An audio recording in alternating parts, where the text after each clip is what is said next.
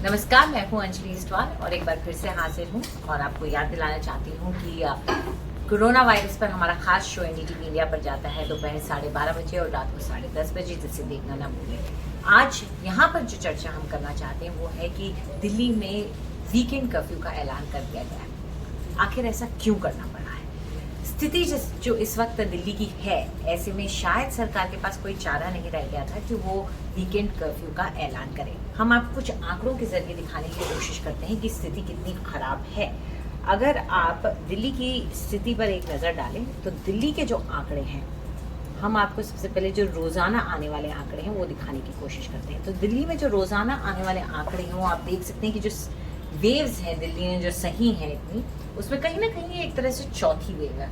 और इस चौथी वेव में आप ये कर्व जिस स्पीड से ऊपर जा रही है उससे साफ हो जाता है कि दिल्ली में कोरोना की रफ्तार बेलगाम हो चुकी है। 17,000 मामले एक दिन में रिपोर्ट किए गए हैं और जिस रफ्तार के साथ दिल्ली नए मामले रिपोर्ट कर रहा है वो पूरे देश में नंबर 2 पर है। सबसे नंबर 1 पर उत्तर प्रदेश है, जो सबसे ज्यादा, जो उसके पहले केसेस आ रहे थे काफी कम आ रहे थे और सडनली उसके केसेस पर डे के हिसाब से बहुत ज़्यादा आने लगे। तो वो जंप जो हमने देखा है वो सबसे ज़्यादा उत्तर प्रदेश में आया है। उसके बाद नंबर 2 पर दिल्ली है। और दिल्ली, हमें याद रखना होगा, कोई बहुत बड़ा राज्य नहीं है जो हम उसे दूसरे राज्यों के साथ कंपेयर करें। दिल्ली एक सिटी है और एक सिटी के तौर पर उसके ये आंकड़े बहुत चौंकाने वाले हैं और बहुत ही दुखद हैं और बहुत ही चिंताजनक है। सिर्फ नए मामले ही नहीं, अगर आप डेथ्स के भी केसेस देखें तो वो भी बहुत कम नहीं है।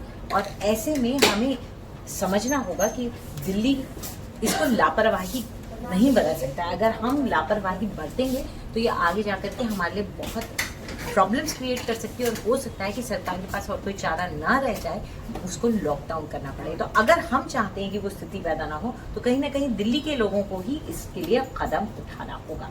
अब मैं आपको पॉजिटिविटी रेट के बारे में बताना चाहूँगी। दिल्ली का पॉजिटिविटी रेट इस वक्त बहुत ज़्यादा हो गया है, करीब 16 के करीब पहुंच चुका है।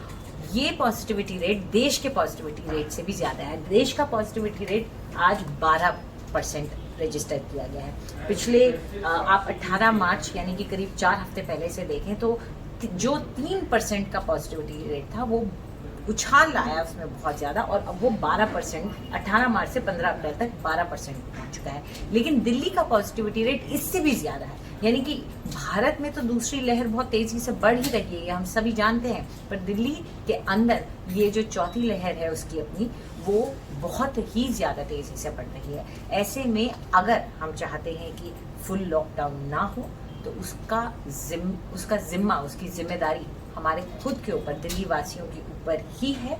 हमें ही देखना होगा कि हम कोविड के जो नियम, कानून, प्रोटोकॉल्स हैं उनको फॉलो करें। और एक चीज़ जो बहुत अहम हो जाती है, जो अब सभी एक्सपर्ट्स कहने लगे हैं, वो ये कि अगर आप बाहर जा रहे हैं तो कोशिश करें या तो आप N95 मास्क पहने, या फिर अगर आप कपड़े का मास्क पहन रहे हैं तो 2 मास्क पहने। वो इसलिए क्योंकि ये मास्क जो होता है ये इस तरीके से बना है कि इसमें कोरोना वायरस किसी तरीके से भी अंदर नहीं जा सकेंगे, बहुत इफेक्टिव है।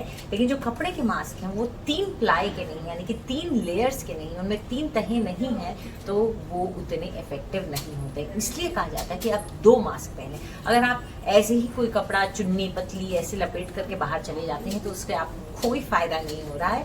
आपको सिर्फ एक मानसिक तौर पर आपके अंदर एक भ्रम आ गया है और एक फॉल्स सिक्योरिटी है, फॉल्स सेंस ऑफ सिक्योरिटी है, जो कि गलत है कि आप सोचने की नहीं मैं तो ठीक हूँ, मैं कुछ भी कर सकता हूँ। नहीं, अगर आप बाहर जा रहे हैं या आप इस तरह से दफ्तर में बैठे हैं तो आपको इस तरह के मास्क या फिर डबल मास्किंग की ज़रूरत है, क्योंकि एसी कंडीशंस में ये बहुत ज़्यादा फैलता है, बंद कमरों में ये बहुत ज़्यादा फैलता है। इसलिए ज़रूरी है कि आप इस बात का ख्याल रखें कि आप जिन दिनों में मंडे टू फ्राइडे काम पे भी जाएं तो मास्क पहनना ना भूलें, क्योंकि काम पर जाना ज़रूरी है लेकिन आपकी ज़िंदगी भी ज़रूरी है। काम पर जाएं, ज़रूर जाएं, लेकिन मास्क पहन कर जाएं और दूरी बनाएं।